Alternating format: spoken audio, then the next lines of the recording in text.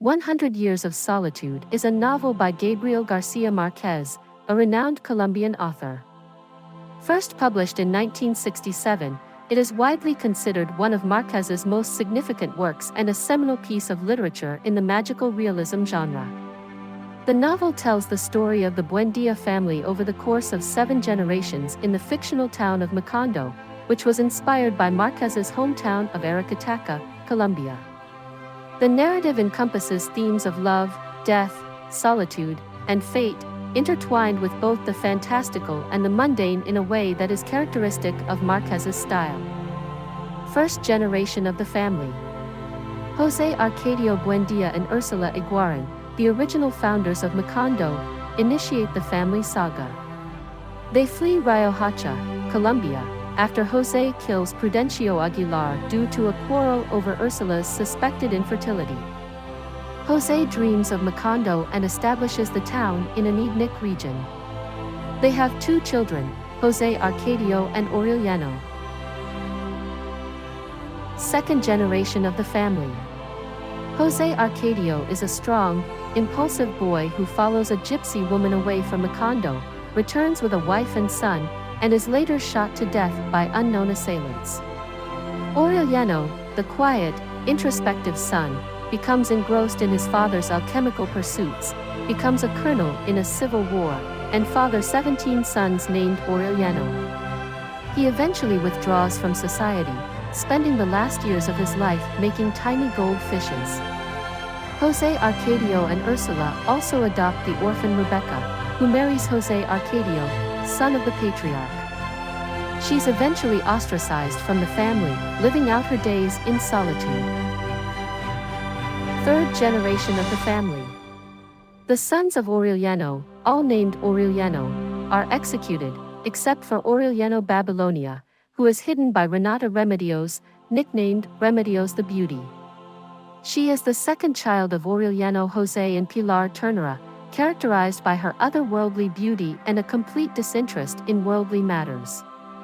Her beauty is so ethereal that she eventually ascends to heaven while folding sheets. Arcadio, the illegitimate child of José Arcadio, becomes a cruel dictator of Macondo but is eventually executed during the civil unrest. Fourth generation of the family. Arcadio's children, twins Aureliano Segundo and José Arcadio Segundo, and Renata Remedios, also called Renata or Meme, are born. Aureliano Segundo marries Fernanda del Carpio, a woman from a noble family fallen on hard times, and they have children Meme, José Arcadio, 2, and Renata Remedios, 2, also known as Renata or Amaranta Ursula.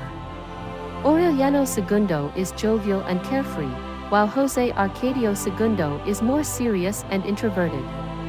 After witnessing the massacre of striking workers at a banana plantation, José Arcadio Segundo becomes a sort of prophet, living out his days in solitude and insisting on the truth of the massacre, even as the town forgets it. Meme is sent to a convent after a forbidden love affair and bears a child secretly, Aureliano, 2. Fifth generation of the family. Amaranta Ursula returns from Europe with her husband, Gaston. She has an affair with Aureliano, 2, Meme's son who Fernanda raised as her own after Meme's confinement to a convent. Amaranta Ursula and Aureliano, 2, have a son, Aureliano, 3. Sixth generation of the family. Aureliano, 3, is born with a pig's tail, fulfilling the family curse that Ursula always feared. He is a solitary child, with no companionship except for Nigromanta, who raises him after the death of his parents. Seventh generation of the family. In his adulthood, Aureliano, 3, becomes interested in Melquiades parchments that have been in the family since the time of his great-great-grandfather, José Arcadio Buendía. It is prophesied by Melquiades that only a Buendía would be able to decipher them, and only when the family history contained within them is complete. Aureliano, 3, spends his days studying the ancient scripts of the gypsies, written in code. As the last surviving member of the family, Aureliano, 3, carries the burden of the past generation's solitude.